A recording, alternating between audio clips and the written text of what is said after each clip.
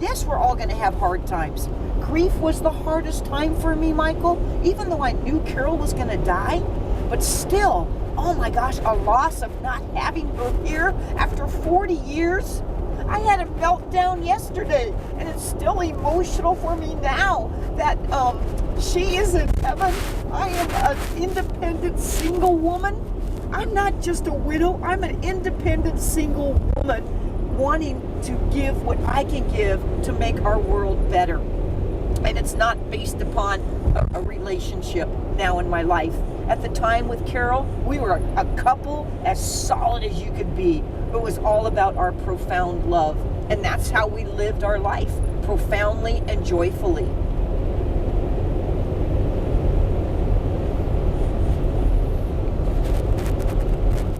Renee and her staff were just phenomenal.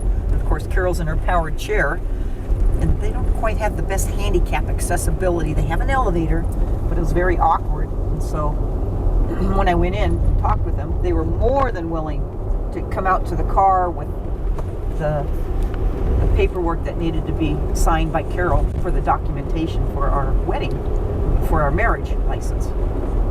So they were just so good about it, you know? It's nice when you run into people that don't give you a snag about something. They just want to help you. They want to be there for you. It sounds like that happens in your life too, huh? Well, it has happened, but not as much in the last few years, frankly, but that's okay, you know, because it does come and go. That feeling of having the magic inside me, I have had often. Awesome. It was wonderful.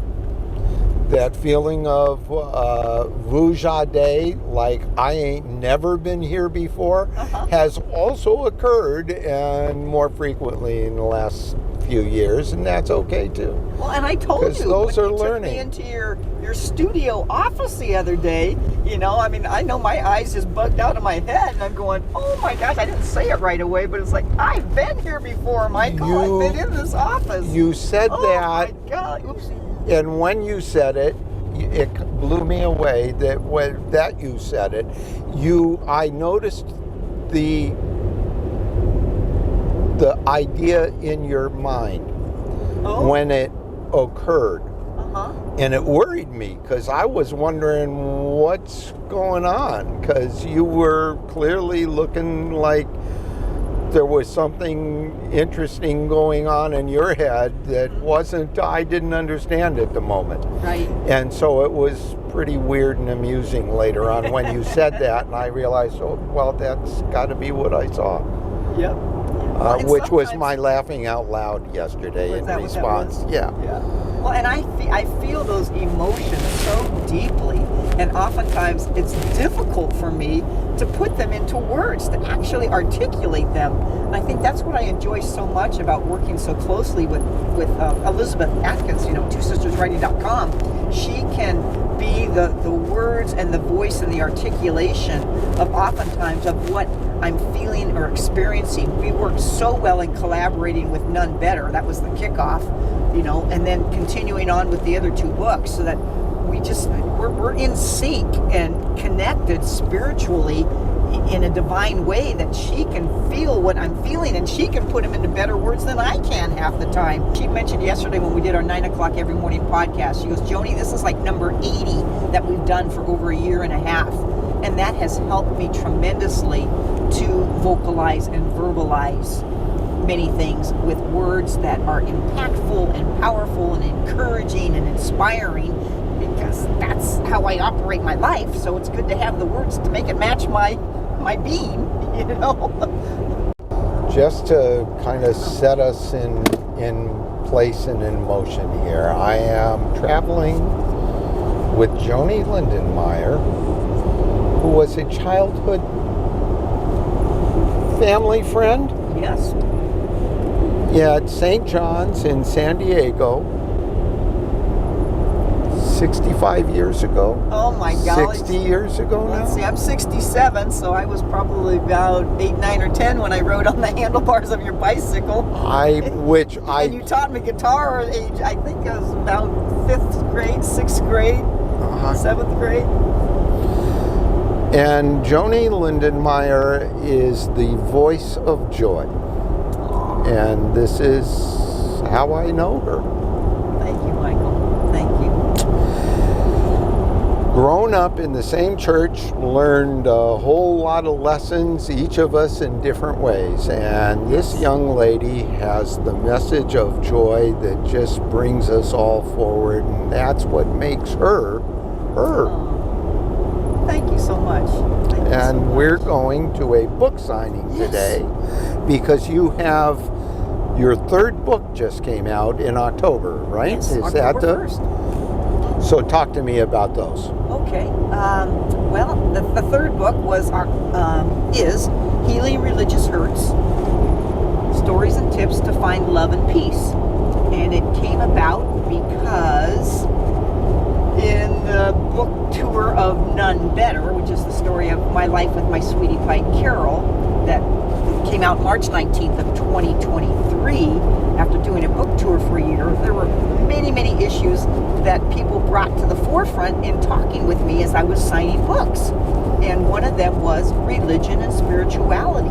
And they would say, oh, I knew this sister, I knew this priest, or I belonged to this church, or this really bothered me about this church, and why couldn't I go to communion after a divorce, and how come I couldn't be an altar server and I was female, and oh, I went through this terrible annulment with the church, and I just don't like my church anymore, and they, just like you've experienced, Joni, they won't marry gay people, they won't marry same-sex people, and so all these issues came out, and I started to write these things down, and it was a combination of religious hurts and LGBTQ joys and sorrows as well. And so I said, okay, well, Joni, take that to your prayer corner. So I went to my prayer corner in my living room, which I always do. That's a big thing for me, discernment and prayer. And Jesus, Carol, should I write these next 2 books? And the answer was yes, absolutely.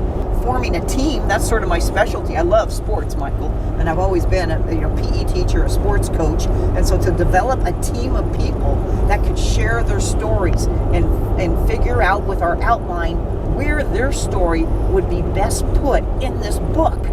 And so what we thought was going to be a 100-page book turned into a 300-page book. Can you believe that? Just amazing. And all of our hearts just spilled out raw vulnerability, gutsy life experiences that can inspire and encourage, and mostly my 3 C's. It's confidence, courage, and collaboration. We all have become more confident. We all have been courageous in our life and our decisions and coming out. And then, of course, to talk about it, to collaborate, to share. That's what it's all about. So, just last week, can you believe this? Last week, Q Spirit Christian Books globally presented both books, LGBTQ and Healing Religious Hurts, in the top 24 in 2024. Think about that. Globally, Christian books. My 2 books. It just blows me away. And it just adds to what happened to None Better. None Better, 4 months after it was published, it became an Amazon ebook bestseller at number 24 for 4 months in a row. And then it got the 2023 LGBTQ Christian Book Award as well. So it's like, I just feel like I'm on this mission or this ministry to touch hearts, share thoughts, share ideas, share pains, and share the joys, because we can all get through stuff in life, I guess is really what it is, to get through stuff when we hang on to each other and hang on to Jesus, because Jesus is alive and well and kicking, and that's what it's all about, Alfie. The success of the second and third books were not surprised because they followed the success of None Better. I never looked at it that way, but yes, it wouldn't have happened without the None Better, that's for sure. Exactly. And will it become an Amazon ebook or Amazon bestseller? I don't know. But books last forever. I think it was a miracle that None Better happened so quickly. But books last forever, and good books really last forever. And so maybe in 1, 2, 3, 4, 5 years, 10 years, 15 years, when I'm dead and gone, Michael, my family, the legacy that they will have of Aunt Joni and of Aunt Carol, will be able to shine in those grand nephews and nieces and their relationships, and it'll just keep on spreading to people all over the world. There's no limit to it.